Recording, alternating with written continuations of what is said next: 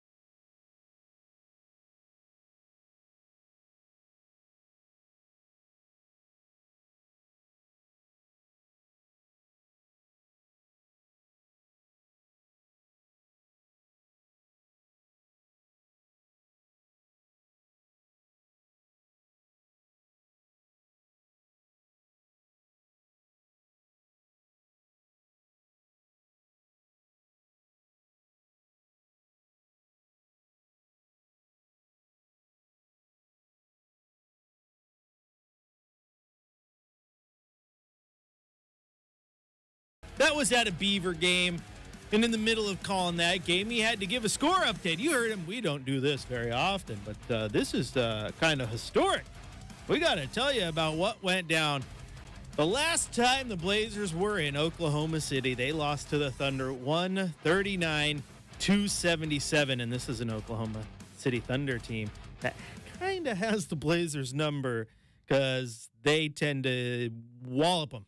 They tend to beat them and beat them pretty good. And the Blazers have a chance to kind of, exercise the demons tonight as they take on the Oklahoma City Thunder once again in Oklahoma tonight, game 2 of their 3-game road trip. This is Blazers Game Day. I am Chris Burkhardt filling in for the boss man, Chad Dewing. You can follow me on the X app. That still sounds so weird to say.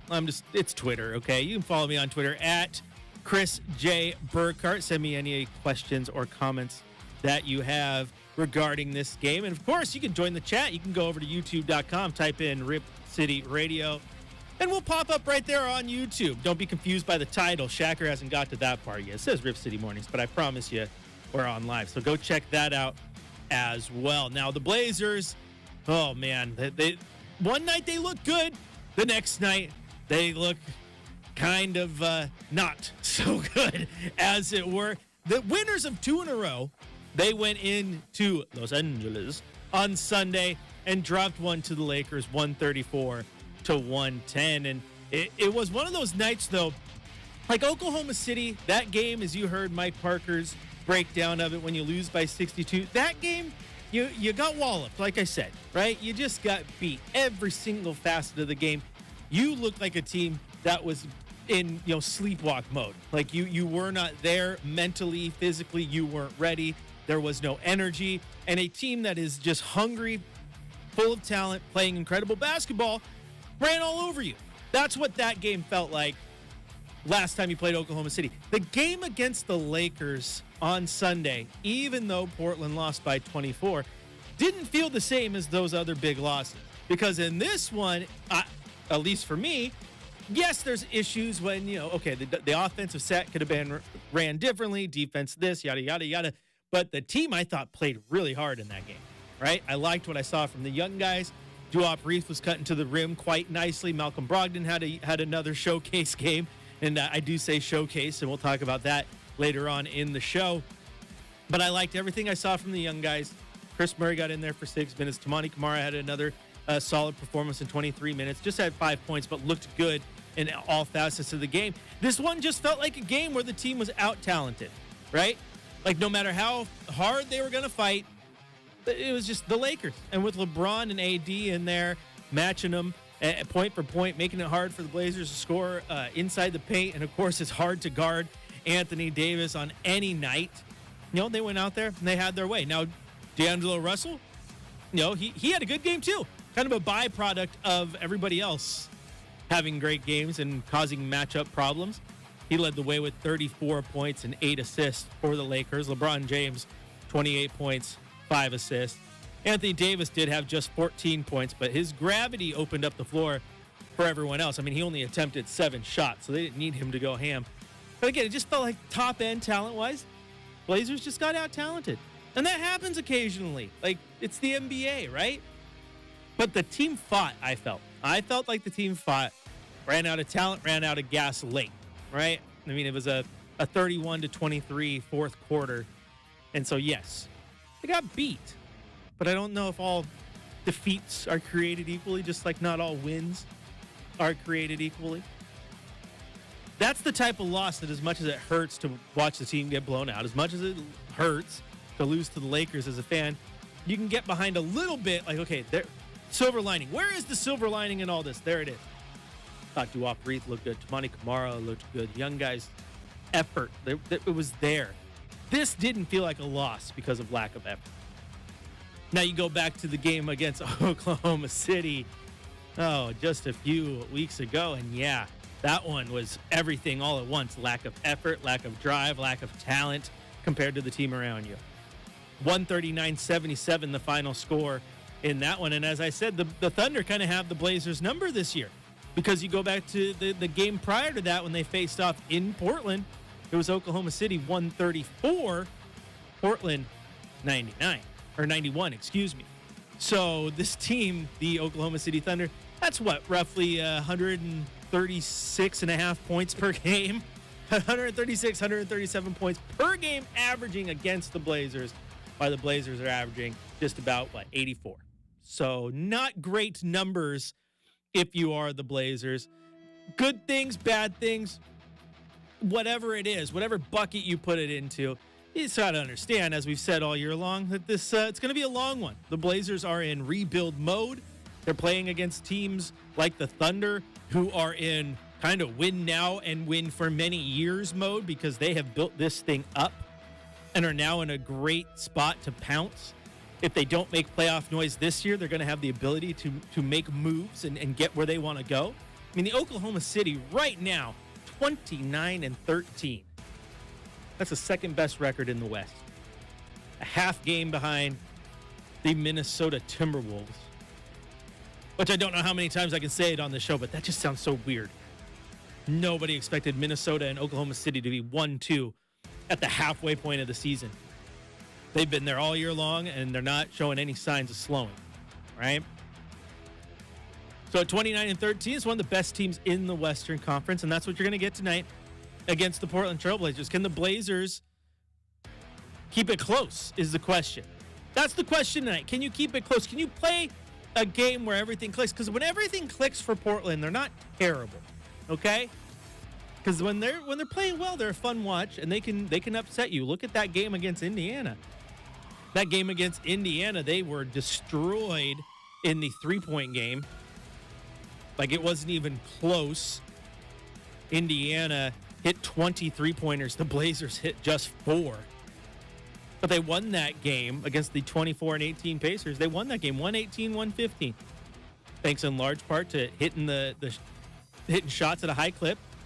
That's what happens when you don't shoot 27% from the floor, which happens quite often. In that game against the Pacers, they shot 50% from the floor. They took advantage of their free throws. They got out in space. They used their athleticism. Don't act like Portland doesn't have athletes. They do. They used that athleticism. They got out, got a good victory. That was on the backs of a good victory against the Nets, who they are, 2-0 against on the season. So just every game is against the Nets and the Pacers, things would look good. But then the Lakers reared their ugly little heads, and it doesn't get any easier for the Blazers, all right? So buckle up, because here's the upcoming schedule, okay? Obviously, you have tonight in Oklahoma City. Then you got tomorrow right back here, same time, 5 o'clock tip, Rip City Radio, game day starting at 2:30 against the Houston Rockets. Now, the Houston Rockets, they are 11th right now, but they're 20-22, playing a much better brand of basketball this year with Ime Udoka, right? So they're not necessarily an easy game. They're not a super hard one, but it's maybe one Portland can steal if everything goes their way. And then you got San Antonio. After that, though, at home against the Bulls. Again, flip the coin. But then Sixers, Bucks, 2 against the Nuggets. A break, if you will, against the Pistons. And then the Pelicans, 2 against the Timberwolves. The Nuggets again. There's some big, tough games coming up for this Blazer team. So you want to talk about, oh, Scoot needs to be in the lineup, this, and you need Sharp getting more shots, that, and I like Jabari Walker at the 4, this. Battle tested.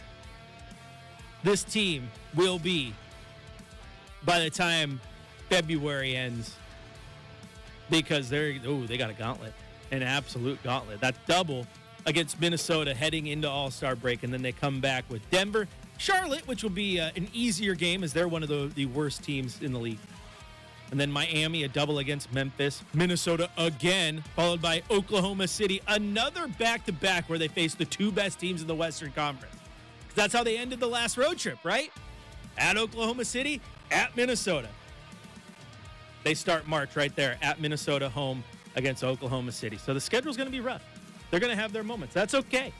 That's okay. Tonight, though, against the Thunder, it's all about how does this team react to that loss against the Lakers. All right.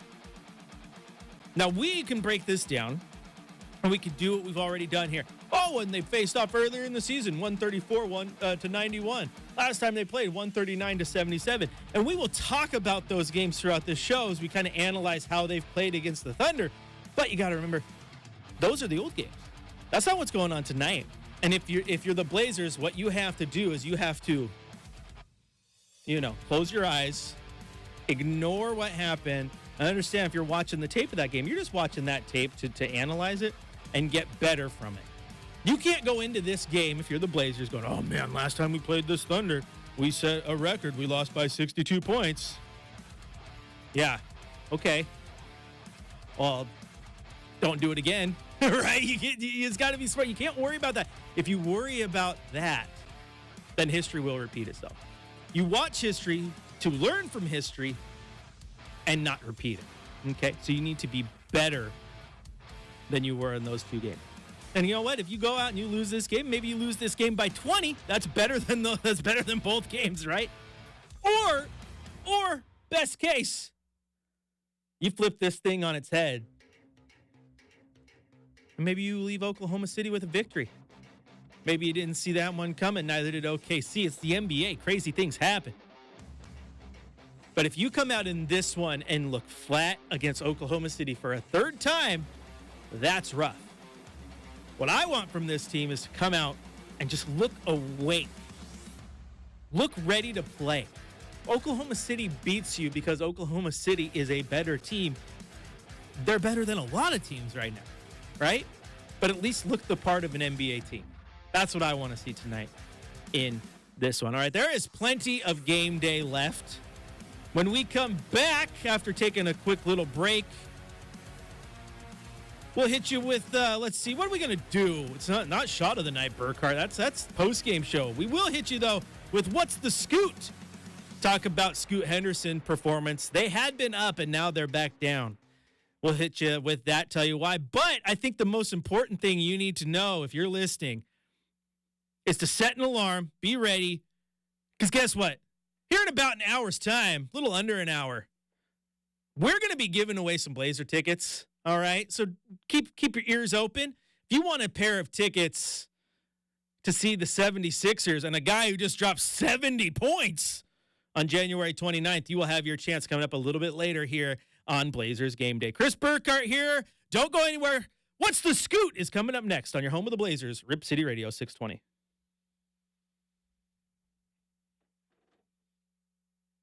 Basketball Hall of Famer Dwayne Wade explores the lives and motivations of sports, music, and entertainment icons in his podcast, The Why with Dwayne Wade. In each episode, he delves into the inspiration behind their greatness, reflects on his own career, and goes behind the curtain to get the stories you've never heard. How did you feel about me in 2006? Well, there wasn't a lot of love there, I'd say. We've never had a conversation to this point. Listen to The Why with Dwayne Wade on the iHeartRadio app or wherever you get your podcasts.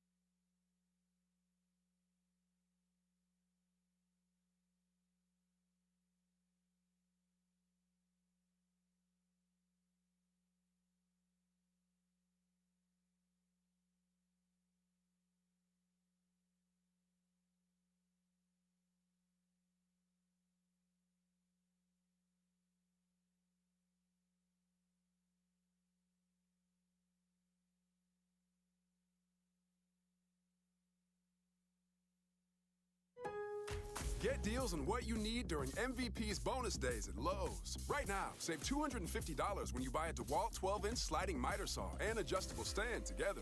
Plus, save $710 on an LG kitchen suite and earn 3 times the bonus points on all LG appliances. Because Lowe's knows savings, Lowe's knows pros. Selection varies by location while supplies last. Discount taken at time of purchase. See sales associate for details. Bonus points calculated before tax and fees after applicable discounts of any. Valid 1/15 to 1/26. Subject to change.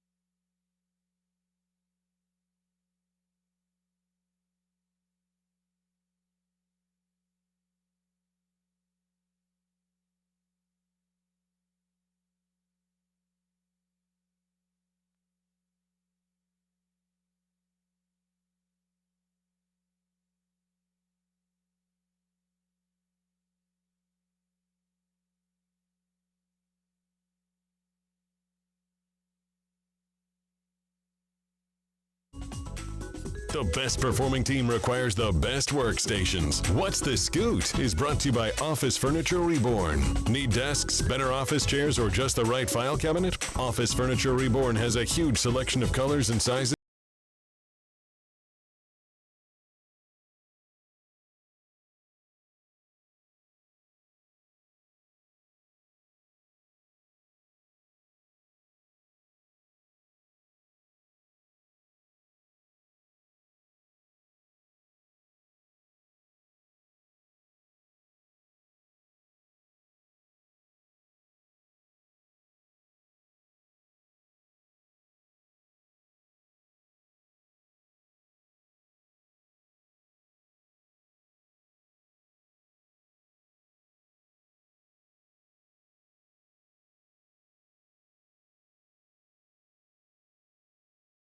Against the Pacers, played 23 minutes against the Lakers, had just 4 points and 2 assists on 1 of 6 shooting. Not a great performance for the Scootster.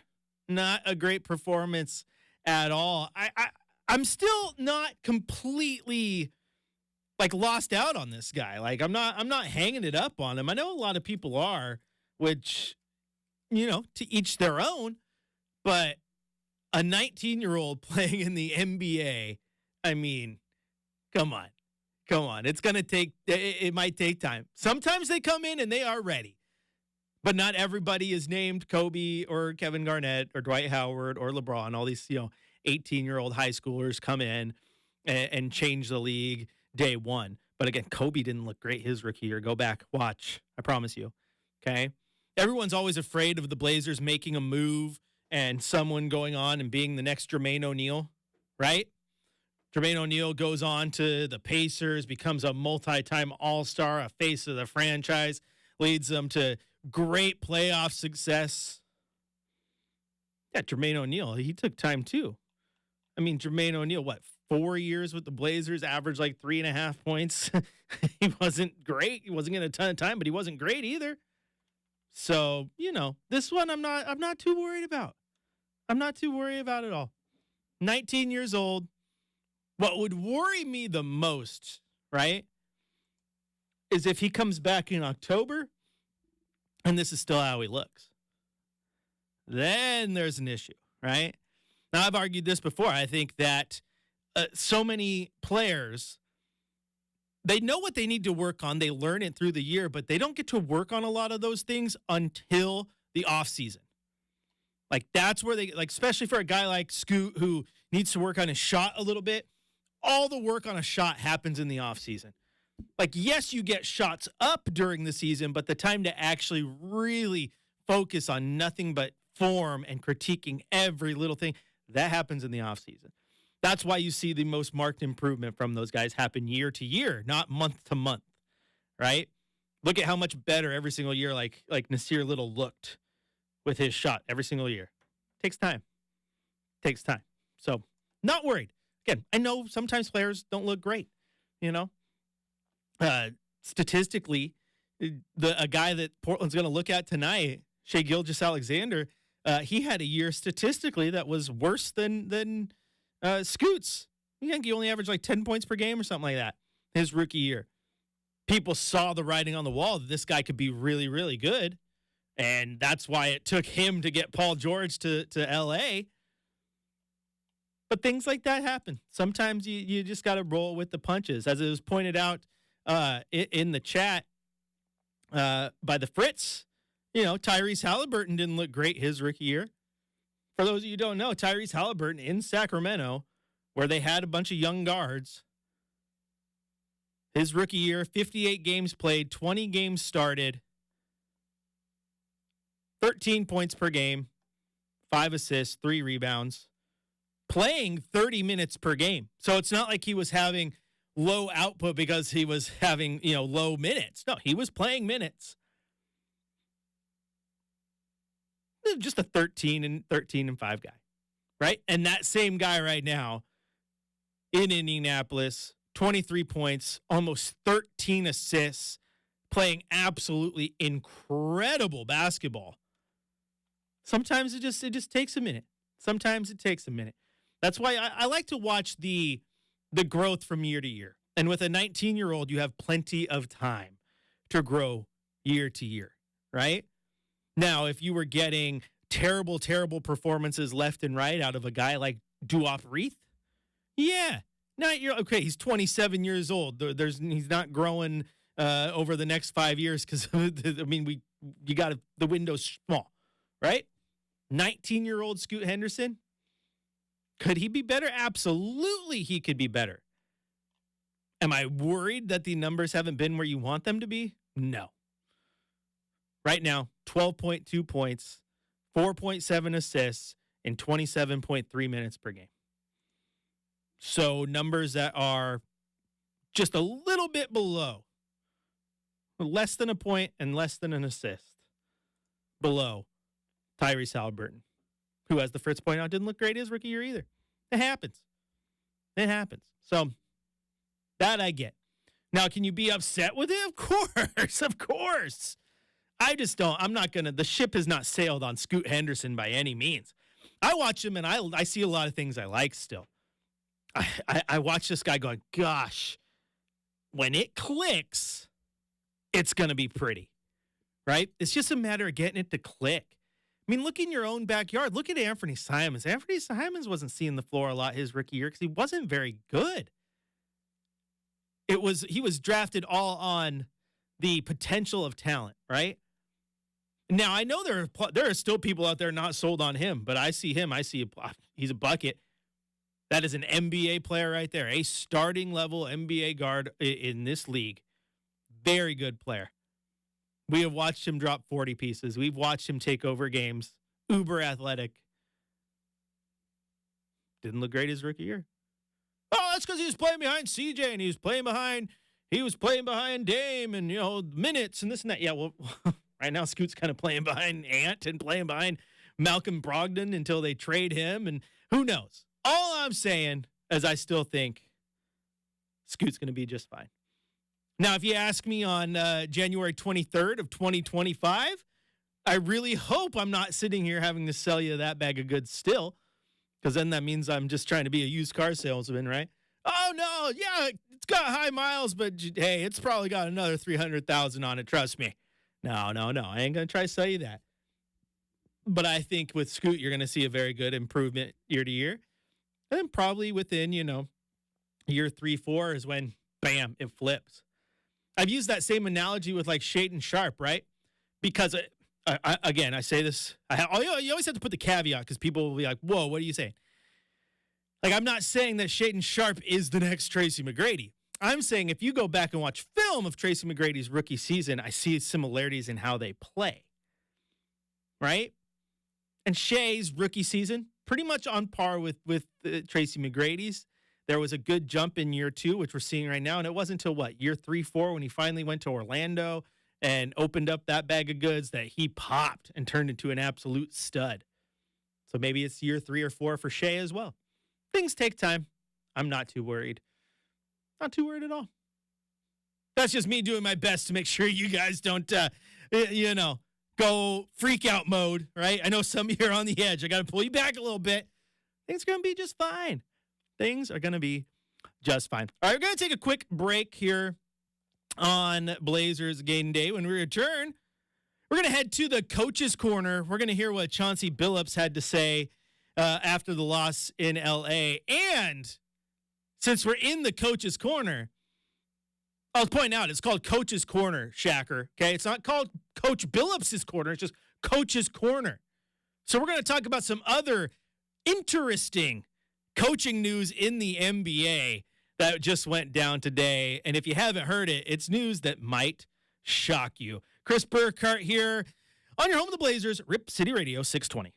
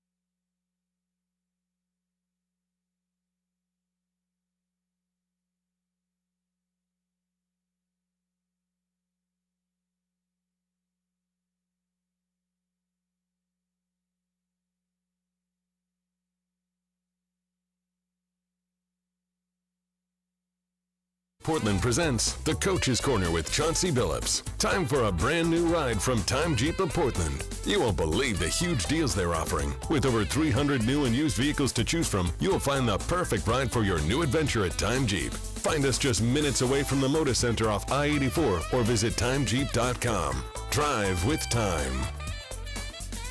All right, it is time now to head out to the Coach's Corner, where we rewind it back to Sunday night and listen to Coach Billups following that loss to the Lakers.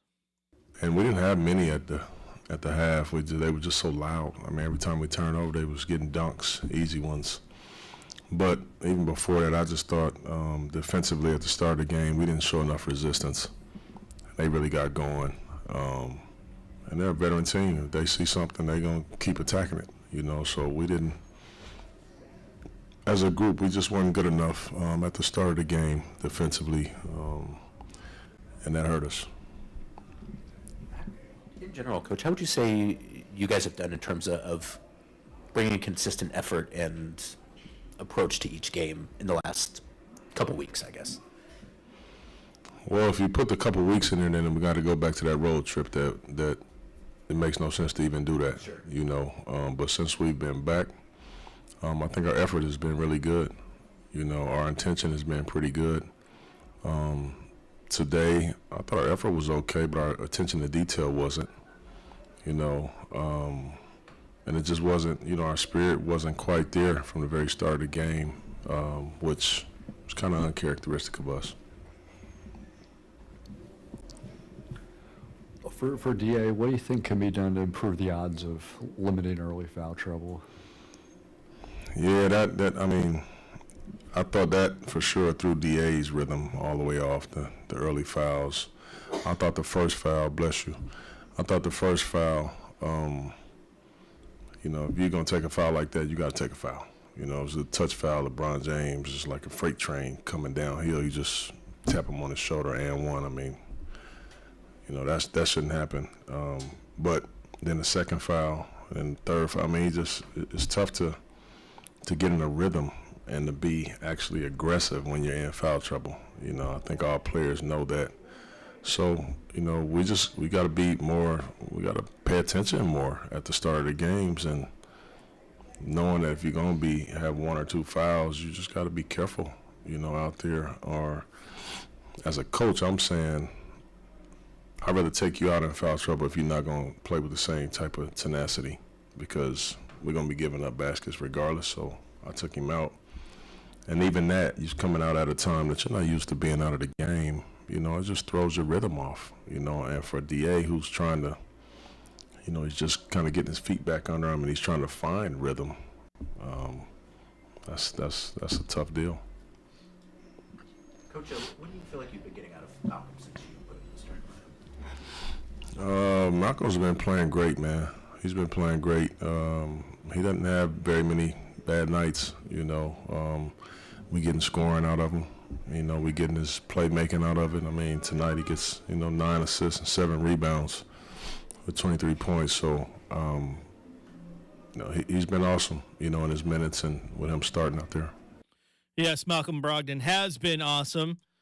It just may not be very many more games to watch that awesomeness as the trade deadline slowly approaches. February 8th, mark that on your calendars, and plenty of teams will be interested in Malcolm Brogdon, and that's a guy who can definitely go help a team that is looking at the playoffs. I know, as Chad and I have talked about, the Knicks have been heavily rumored, and there was reports today as well that there has been multiple talks between the two. I don't know exactly what a deal would look like, but if you were the Knicks, the Blazers are probably going to want at least a first-round pick, right?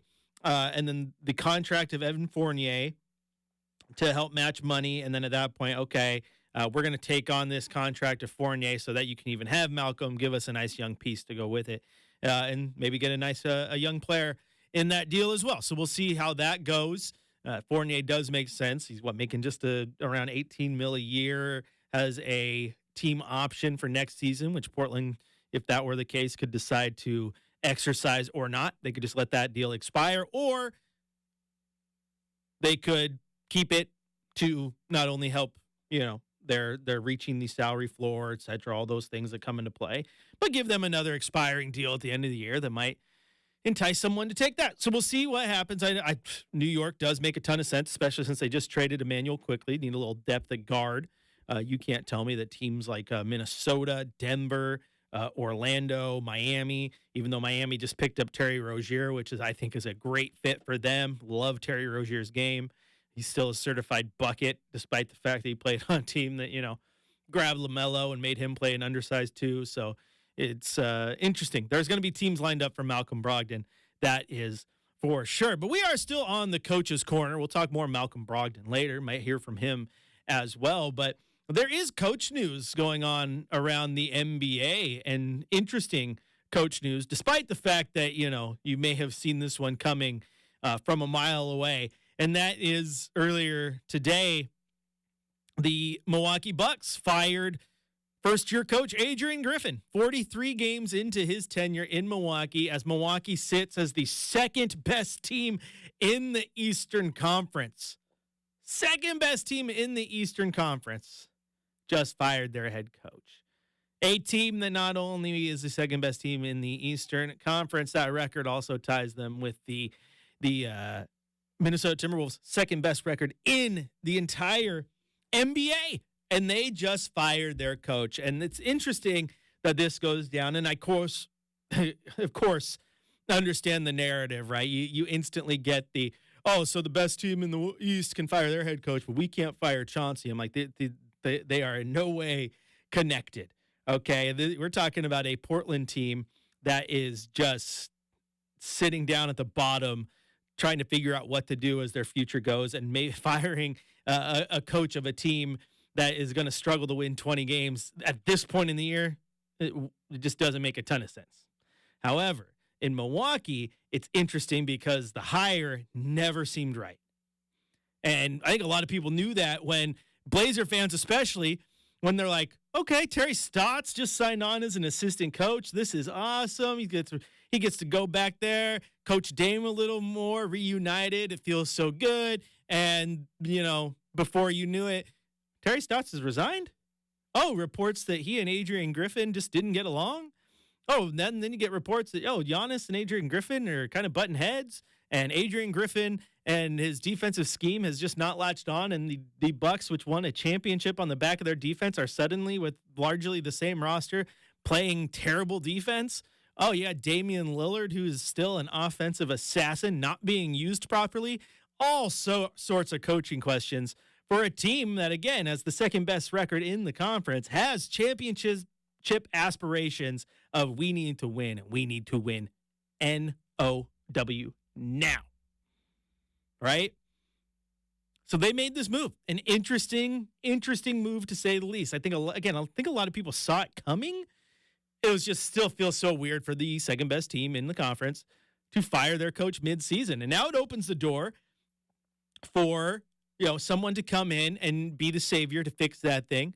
I've already seen some people speculate, would make sense. Get Terry back in there. He has coached the Bucks before. He does know Dame. Well, he would definitely get the most out of Dame. I could also argue that we've seen what Terry Stotts does defensively when he has a decent defensive roster, because Blazers did have times where their defense was pretty good. It's not like he just forgot to coach defense. The rosters were terrible.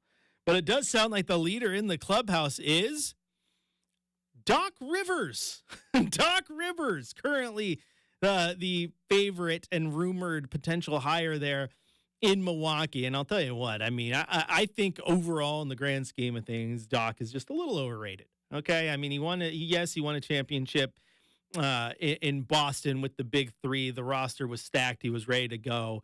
But he had good seasons and never got over the hump in LA with a good team. He couldn't get it done in Philly, and his early time in Orlando was so-so. So we'll see what happens. You give Doc Rivers an elite team, though, as we've seen, he makes them play great basketball. So is that the right way to go? I think two things here. I said two things without even realizing how many things I was going to say. That's just dumb, Burkhardt. Think this through. But I do think that Doc Rivers offensively, would get Dame back right. Now, Dame is statistically not having the years that he's used to. But again, I think a lot of people pointed to the fact that Adrian Griffin just hasn't been using him properly.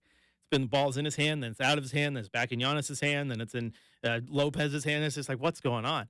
I think Doc can get the best out of him right now, midseason plug and play. Of course, Terry could do that as well. I also think Doc is not a slouch on the defensive end, and I think he's smart enough to understand how talented that roster can be and put Giannis and Lopez and everybody on that roster, Middleton when he's healthy, right, in the best spot to perform and at least not be the same defense that they were under Budenholzer, but at least put them back into a spot where their defense just isn't like, what? Where you sit there and watch them and go, that's not the Milwaukee Bucks I remember. So Rivers makes a lot of sense. Makes a lot of sense. Plus, I mean, if there's a guy who wants to go win a ring and do it with half a season, why not, Doc? Get in there, see what you got. But we'll see how that one all ends up. All I know is that the Bucks now have a head coach opening. I've seen and heard possibly Kenny Atkinson, who has been rumored for head coaching gigs ever since he left Brooklyn. He had a good gig going on there, current assistant in the league. But I don't know. I don't know who it's going to be. All I know is that the Bucks are without a head coach. So there you go. That's your basketball news from the coach's corner. And yeah, so gosh, weird. It is just weird. All I know is when I saw that notification, I was like, what? I mean, I get it, but what? What? Playoffs? What? I don't know. We're going to take a quick break here. When we return, we're going to hit you with the game day scoreboard, get you up to date on all the scores around the sports world. And remember to keep tuning in because, we still got Blazer tickets to give away. Pair of tickets to go see Joel Embiid, who just dropped a 70-piece. Yeah, you don't see that one happen all the time. Last Blazer person to do it, Damian Lillard. Yeah, that's right. He's playing in Milwaukee now, and they don't have a coach. See? Full circle. All right, don't go anywhere. We'll return. Plenty more Blazer talk. And again, chance to win some tickets coming up on your home of the Blazers, Rip City Radio, 620.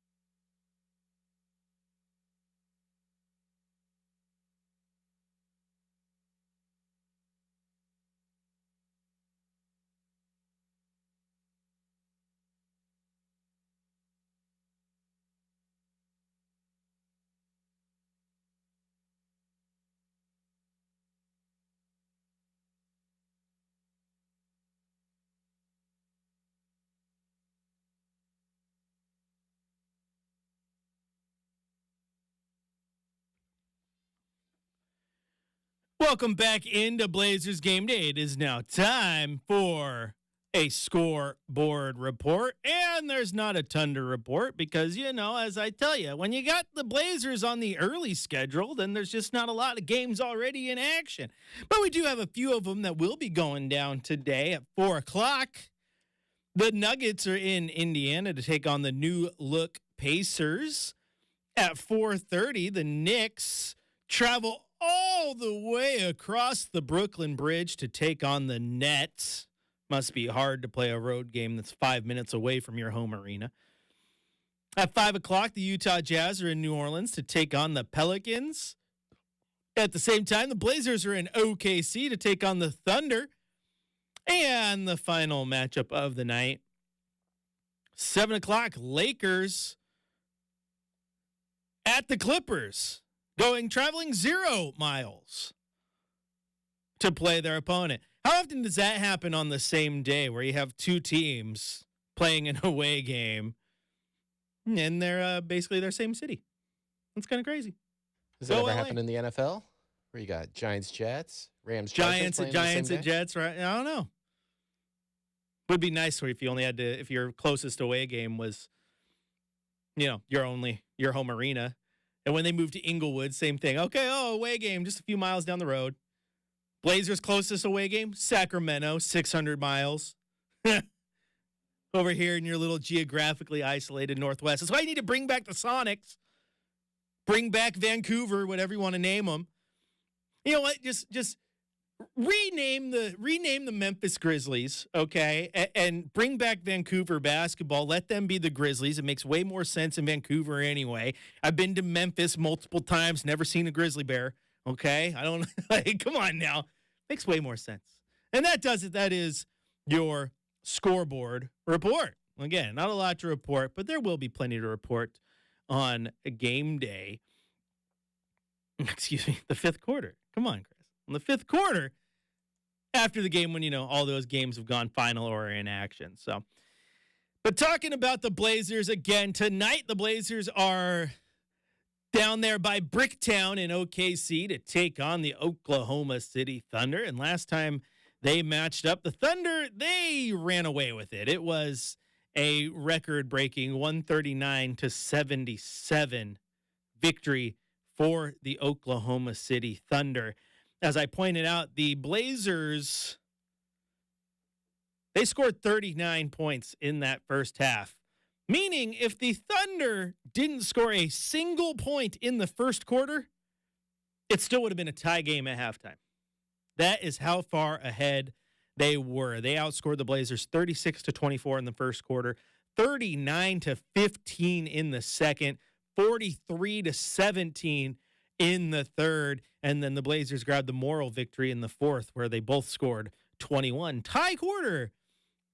So with a quarter where they both scored the same amount of points, the Thunder still won by 62. So not a marquee night for the Blazers. And at least the Blazers will have DeAndre Ayton back in this one, which does help defensively in the paint against the likes of Chet Holmgren, who had a 19-point performance last time they met up. But I just don't know how you answer this team all around. Top to bottom, this OKC team just plays such good basketball.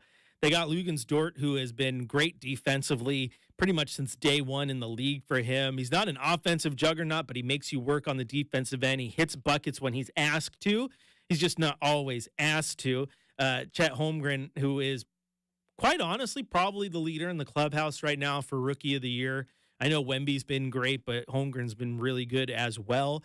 Jalen Williams, who has totally just exploded and is having a good year there. He had 21 points in that victory over the Blazers. He's averaging 18 points and 4 rebounds on the year. And then, of course, this is Shai Gilgeous-Alexander, who probably a top 5 player in the entire NBA. He's been absolutely phenomenal for them. And, we were talking about trades and potential. I mean, he had a decent rookie year. Statistically, it was worse than what Scoot's averaging right now. But, I mean, you saw the flashes and you knew that there was something special there if it could click. And then it finally clicked. And he's averaging 31 points, 5.5 rebounds, 6 assists for the Thunder this year. And if the Thunder continue the way that they're playing and go into the playoffs as the number 2 seed, I mean, you're talking about a guy who realistically is in the MVP conversation without a doubt. Of course, there are some people who just want to stop all MVP voting after last night when Joel Embiid dropped his 70 points for the 76ers against the Spurs. So, because the MVP is won in January, apparently. Score a lot of points. You're the most valuable player. No, this just means that you're really good at scoring, right? Just because you hit a lot of home runs in baseball doesn't mean that you're the most valuable player. It just means you hit a lot of home runs, right? Bring it everywhere. Do everything. Are you the most valuable player? Embiid definitely has an argument. I'm not saying that. I still think Luka has an argument. Shai Gilgeous-Alexander has an argument. Jokic has an argument, despite the fact there's probably some voter fatigue on him. Giannis will have an argument because you can sit there and go, "Oh, you're telling me that the Bucks are the second best record in the league and their coach was terrible and Giannis is still playing like that?" Yeah, okay, yeah, I see where he's MVP. Interestingly enough, no one's really talking about a guy like Jason Tatum. I know morning show producer Brendan Slaughter has been on that, but there's arguments there. So the MVP race fully wide open. Shai Gilgeous-Alexander going to be part of that. And again, when the Blazers matched up with OKC last time, SGA dropped 31. He only had 4 assists, but that didn't matter. The team was moving the ball around. Josh Giddey had 12 assists. The Thunder had 41 assists on the night. And this is the type of thing that you can't have happen against not only Oklahoma City, but any team. Okay, the Blazers in that game shot 27% and had just 16 assists, right? 28 made field goals. They shot 28 of 101. As a team, the Thunder had 41 assists. The Thunder had more assists than the Blazers had made shots. Think about that for a second. It was 41 assists on 53 buckets. That ratio is great. They shot 57% from the floor, 40% from deep as a team.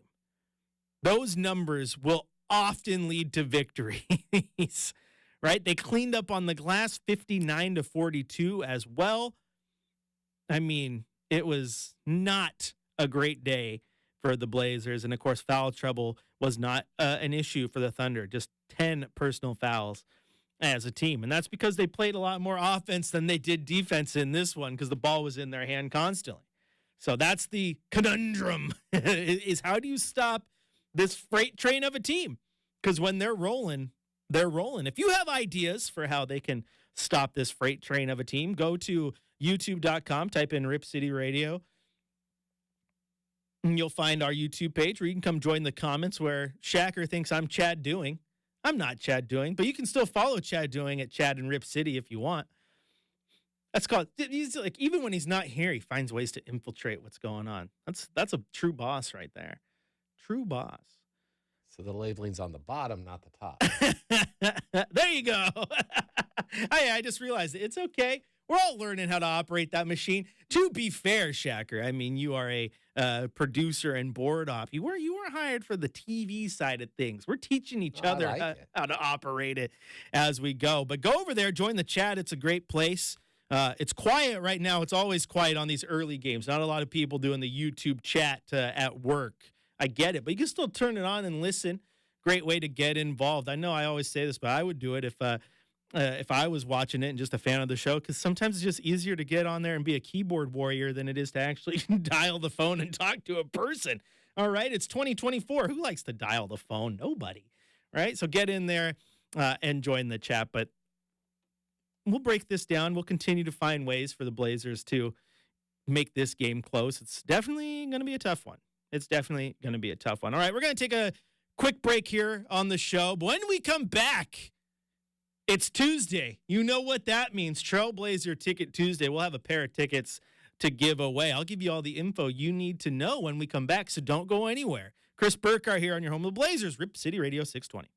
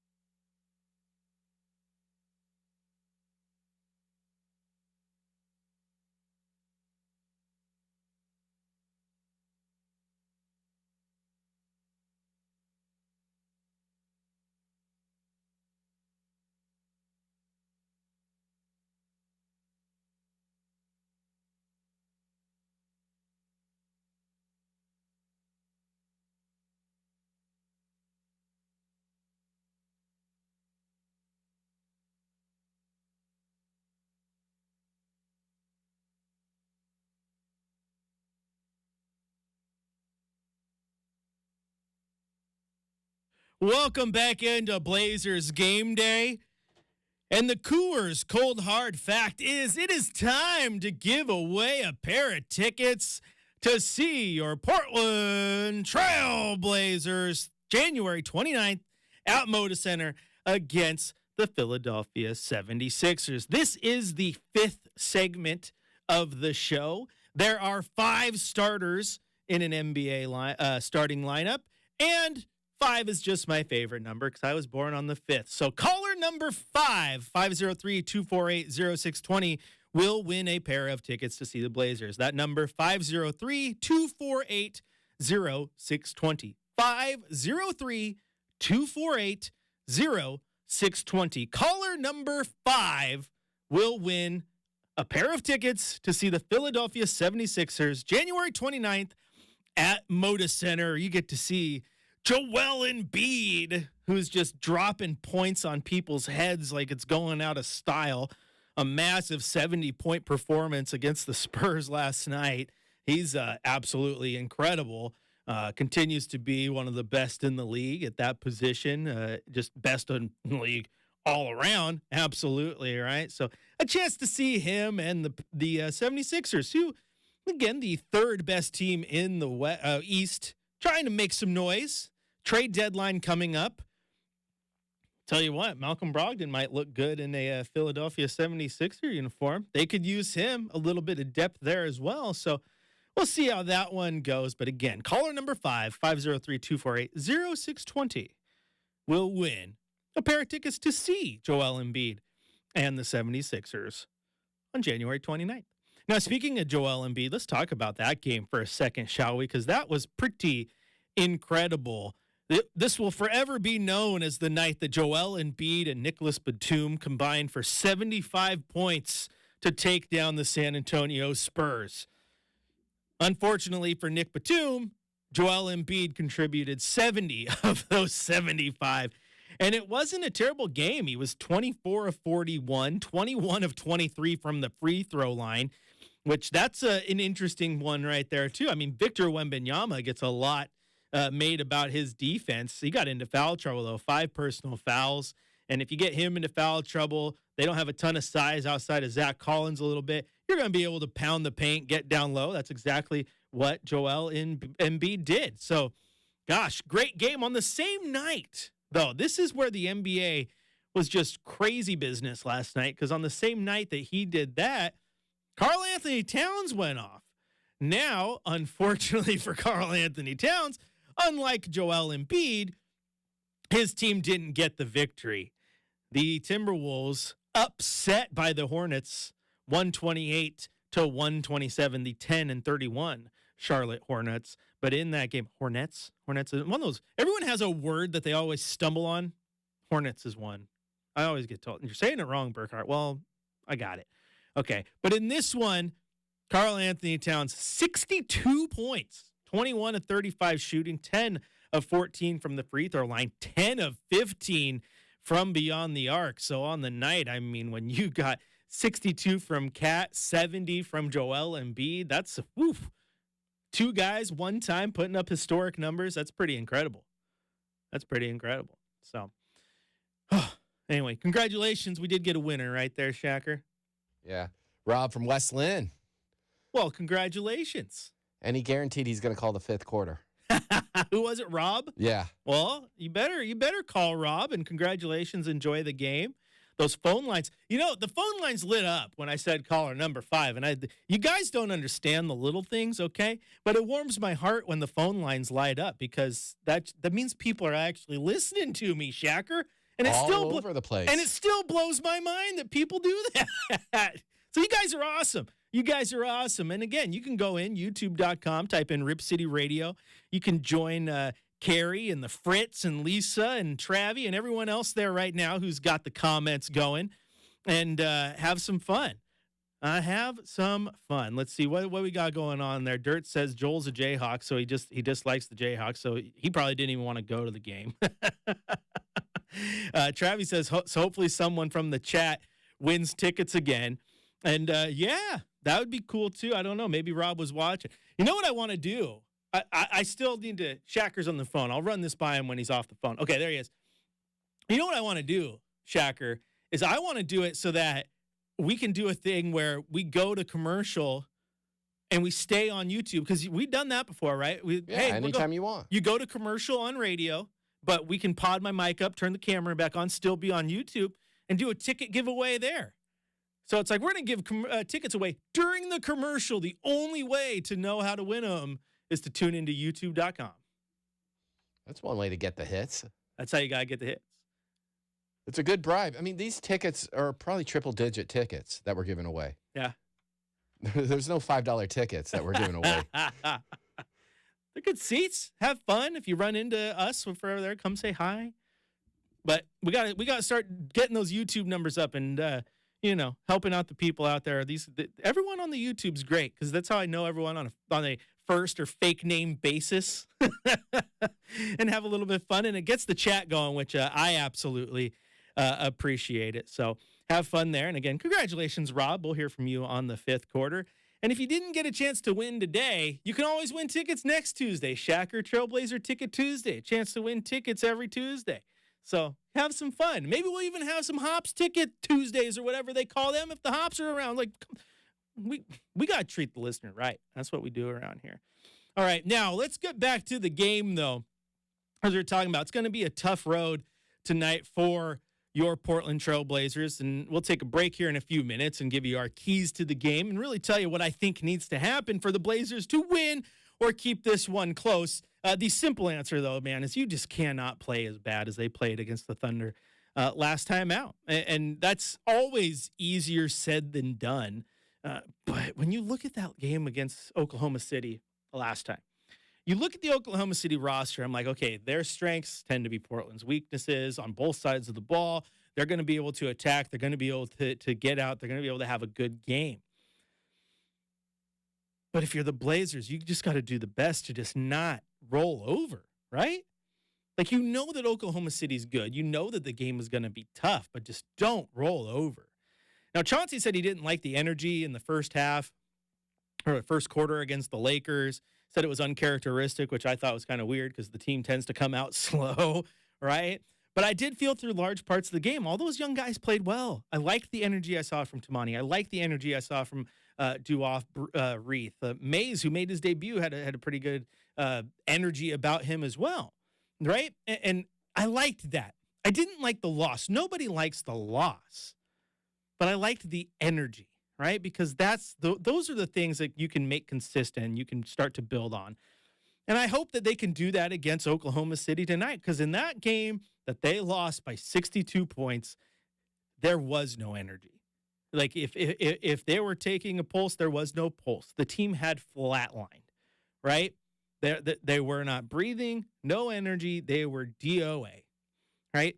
So I just want the team to show up, play hard. If you lose, you lose. People understand that this team is bad, right? That the team is not good. There's roster issues. They're building it. It's all a work in progress. What you want is the team to show up and show out, right? Show up, play hard, get me excited. Tell me why I should still be invested in this team. If you play hard, you got me. That's where you hook me. I understand wins and losses. They come, they go. But if the team doesn't play some sort of inspired brand of basketball, it's easy to just snooze, fall asleep, right? You don't want to do that. You want to be engaged. You want to have a good basketball game. You want to cheer these guys on. That's what I want to see tonight. Just come out. Be full of energy. If you make mistakes, the other team takes advantage, what have you. Just do not roll over. Don't roll over.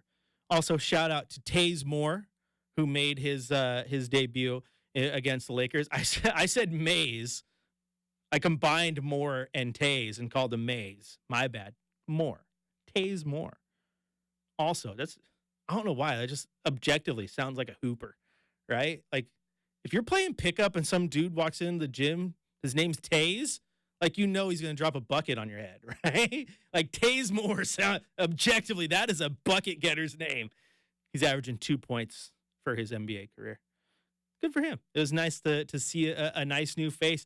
And I'll tell you what, fans, if you get a chance, I know Taze has the 10-day and all that, get down to Chiles Center and go to these Rip City Remix games, because that's where some of these guys are getting their chance and then getting a 10-day or getting called up. And I have seen plenty of fans already who are doing the double dip on days. The Sheriff of Portland, my boy Seth, he's one of them who I've seen who does the double dip all the time, goes and hits a Rip City Remix game and then drives down I-5 to Moda, catches the Blazer game later that night. Like, it's a really cool opportunity to see some of these guys who are maybe going to get their chance at some point during the season or get called up. I mean, say there's a situation where the Blazers are healthy or they make a move, they don't need him anymore, so they ship Ijubaji down to the Rip City. It gives you a chance to go watch him, a chance to see all the young guys like Mo Harkless, guys like in the league who are trying to just get back, come through. It reminds me a lot of when Portland was fortunate enough to have the Beavers, right? And you got the guys on rehab assignments coming down for a AAA game, or you were watching everyone knowing that they're going to get a chance to go play in the big leagues one day. And so you go down up to a Mariner game, you're like, oh gosh, I remember seeing him when he was at Civic Stadium. Yeah, that's right, Civic Stadium.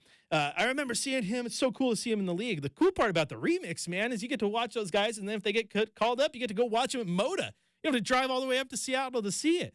And so you see a guy like Taze Moore, who has been playing so hard at the G League, and people who have watched him with the remix and say, oh, he's a bucket. He's going to be fun. It's just cool to see those guys get a chance, and the Blazers have that opportunity now that they actually have a G League team. So totally, go check it out if you get a chance. I haven't had a chance because I'm always busy with all my actual Blazer stuff, but I'm going to have to get down there too. I heard they have the best hand fruit in the business. All right, we're going to take our final break of the show. When we come back, it's time for our keys to the game. What do the Blazers need to do? See what you did there. I see what you did there. You can't hear it on YouTube, but Shacker's playing You Talk Too Much by George Thorogood. I think he's tired of hearing from me. All right, we're going to take a break here. The show continues on Rip City Radio 620.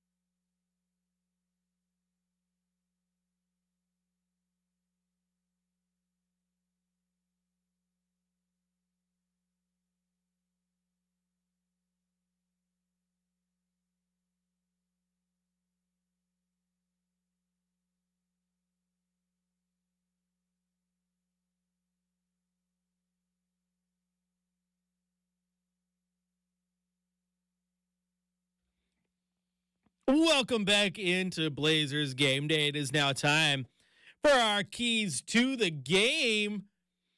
A little bit pretty easy to figure out what it is. Don't do what you did last time, right? That's what I said earlier. But just shoot the ball more efficiently. That's one. I mean, yes, Oklahoma City can play great defense, but you can still shoot better than 27% in the face of great defense. So they got to shoot the ball better. That's for one. Two, clean the glass. Clean the glass. You are out rebounded as a team by 17 against Oklahoma City. That allows Oklahoma City to get out in transition and get easy buckets. Defensively, it was a 51-29 difference for Oklahoma City. And another one, just move the ball and move it efficiently. The assist numbers that last game, as I mentioned, 41 assists a game for the Thunder to just 16 for the Blazers, which is below their already league low average. So you got to move the ball and you got to make your shots. Now, again, assist numbers are going to be low if you're only shooting 27%. That means shots aren't falling. So if assist numbers are high, that generally means that shots were falling as well. So these are just things that just need to be fixed, okay? Now, if your assist numbers are still only 21, 22, that's still better than the 16 you had last time. And if you end up shooting 38%, still better than the 27%. Just got to be a little bit improved on that end. And then, of course, defensively, make it harder for Oklahoma City. I mean, anytime a team shoots 57%, that's just a wild performance. Is the defense even trying? You absolutely have to. So that's going to be the keys to see if they win. Now, let's head over to the YouTube chat while we got a few minutes left here in the show, where we're going to give a shout-out to Travie. Travie needs to win some Blazer tickets sometime because Travie mentions that they just got tickets to their first Winterhawks game and is super stoked. So that's pretty awesome. Winterhawks do a wonderful job doing a great performance for the fans. It's a great atmosphere, great game to watch. Those kids are so talented, and a lot of them get to go on and play in the NHL. I mean, look at the Winterhawk fan favorite years ago, Oliver Borkstrand, who's over there with the Seattle Kraken now. So it's a great atmosphere. So have fun there, Travie. I think my very first Winterhawks game was I was a kid, and it was Halloween time. I mean, it wasn't Halloween day, but it was Halloween time. So you got to dress up in costume. And my friend Chris was a white ninja, and I was the Red Ranger. And we were dancing after a goal, and we looked up on the big screen, and there we were on the Jumbotron in the middle of BMC, just dancing our little hearts out as the Red Ranger. That's kind of fun. The Winterhawks games are great. So got a chance to cover plenty of them when I was working at NBC. So it's a fun atmosphere. So there you go. Have fun with that. And no, Kirk, is Travie Blazers broadcaster on radio? Travis Demers is, but not Travie. I don't know if he's getting winter tickets while he's also trying to go prep for Blazer games. I'm just glad someone asked that question because I was thinking that too. I figured Travis Demers is watching you before he's maybe ready he is. for I mean, he his says he lived in New York for a period of time, so maybe he is. Maybe Travis is in here disguised as Travie. Who knows? But no, Travie comes out here and says, "No, I'm not." But that proves nothing. I could type in the chat right now that I'm not a radio host. Doesn't mean it's true. I mean, watch. Oh, look at this in real time. I'm not a radio host. Boom. See? Happens. But no, shout out that. That's going to be a fun experience and all that. And what do you guys think the keys to the game are? Type them in the chat. Keep the conversation going. But it's always hype when you get to go do something for the first time like that. Oh, it's awesome. I want to go to a Winterhawks game. Portland, everyone talks about Portland needs baseball. Portland needs hockey, man. Portland needs hockey. Now, I want them to have baseball as much as the next guy because I'm a baseball freak. That's my number one. That's my favorite sport. That's my passion sport. If Portland had a Major League Baseball team, I would be a season ticket holder. Probably wouldn't go to every game because I'm busy, but every game I wasn't busy, I'd be there. I love it. But this city would support NHL so well. Oh, my goodness. A couple years back, 2019 to be exact, Blazers Nuggets. We're in Denver for the playoff series. The off day, the Avs were playing the Sharks in the playoffs. I went there for that. NHL playoff atmosphere, next level. Good stuff. If you're ever in a city that has hockey, WHL, NHL, doesn't matter. Go watch it. Travi, you're going to have a ton of fun. I'm excited for you. All right, that music means it is time to go, but don't go anywhere.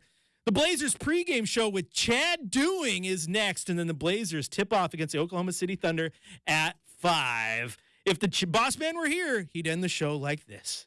Show me your Blazer.